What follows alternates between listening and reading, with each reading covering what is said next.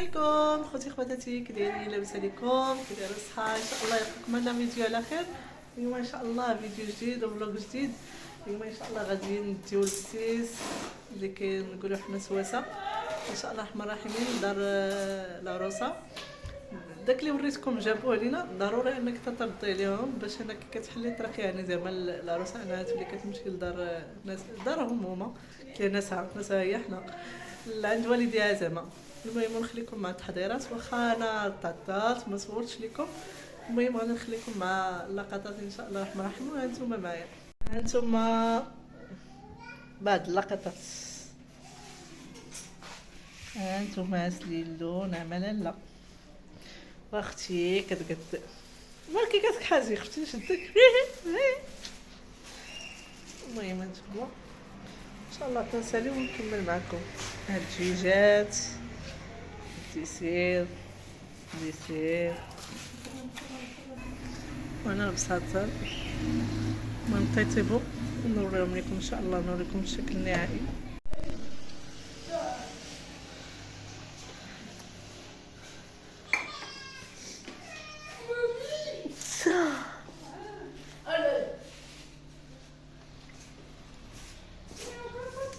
مادام ما جيت نطحنا مادام ما بقاش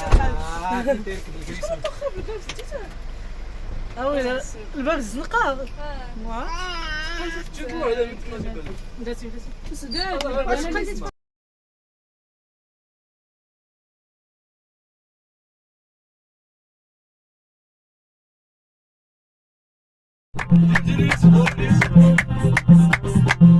هذيك ياسين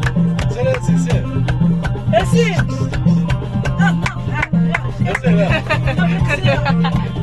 راه هذاك في الوقفه اللي طالع ياسين.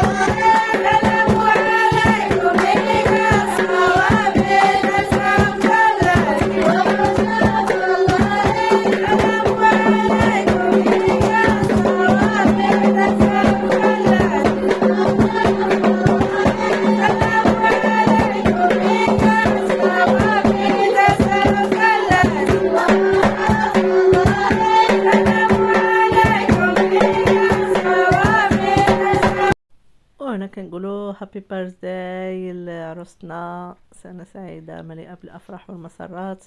هنايا كان لانف ديالها في هاد الشهر نيت فاش مشينا، المهم بارطاجينا معاهم هكا الحفلة ديالها في دارهم. وهذا واحد الهدية عطاتها ليا الأم ديال العروسة ديالنا، حيت مشات بنتي حيت باقا صغيرة. المهم عادات ديالنا انها ملي كتمشي يعني التربيه هكا لشي دار اول مره خصك تعطيها كاس فيه السكر، ولا المهم شي حاجه شي كاس فيه السكر تيقولوا الزاج ولا البديع، المهم كتعطي ديك التربيه.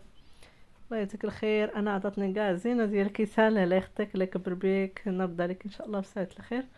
وهذا مكان، ونتلاقاو في فيديو جديد ان شاء الله. وما تنسونيش من لي لايك والبارطاج عفاكم اخوتي، عاونوني شويه باش تطلع القناه. انا اسنا راه بكم كنطلعوا. وشكرا لكم على التتبع ديالكم، ومع السلامه.